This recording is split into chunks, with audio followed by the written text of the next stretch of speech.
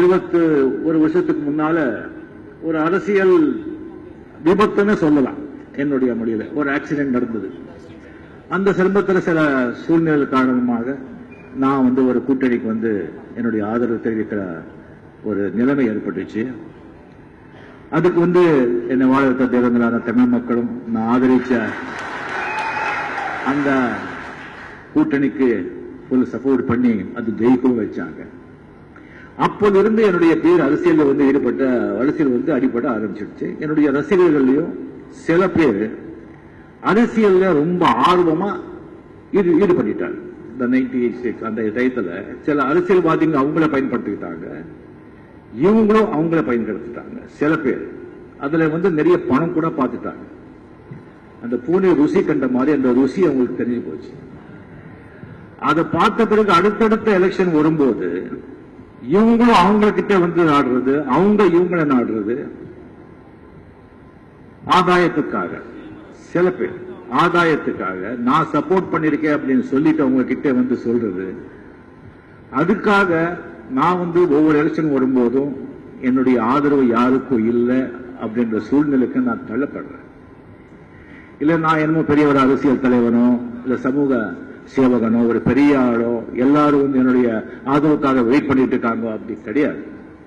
நான் ஆதரவு யாருக்கும் கொடுக்கல, யாருக்கும் சப்போர்ட் பண்ண வேண்டாம், என் பேர் சொல்லி யாரும் வந்தா யாரும் இது பண்ண வேண்டாம் சொல்றதுக்காகத்தான் நான் சொல்றேன். அந்த ஆண்டவன் கையில தான் என்னுடைய வாழ்க்கை இருக்கு.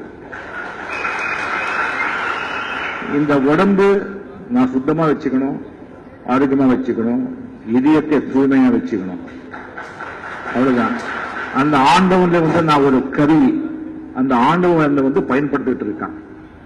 இப்ப நடிகனா பயன்படுத்திட்டு இருக்கான், நடிகனா நடிச்சிட்டு இருக்கேன். நாளைக்கு என்னமா பயன்படுத்துறானோ அவங்க என்ன பயன்படுத்தாலும் நியாயமா உண்மையா தர்மமா மனசாட்சியோட பண்றேன். இப்ப நடிகனா நான் எப்படி பண்ணிட்டு என்னுடைய கடமை செஞ்சுட்டு இருக்கிறோம். மக்களை மகிழ வைக்கணும், பண அதிசயங்கள் அப்புறம் அதுக்காக பண்ணுவோம். அதே மாதிரி என்ன பொறுப்பு கொடுத்தா கூட நியாயமா உண்மையா சத்தியமா இருக்கும். அது எது என்ன தெரியாது, அது கடவுள் கையில தான் இருக்கு. எல்லாரும் கடவுள் நம்ம மூலமா எல்லாமே கடவுள் தான் இது பண்ணிட்டு இருக்கான்.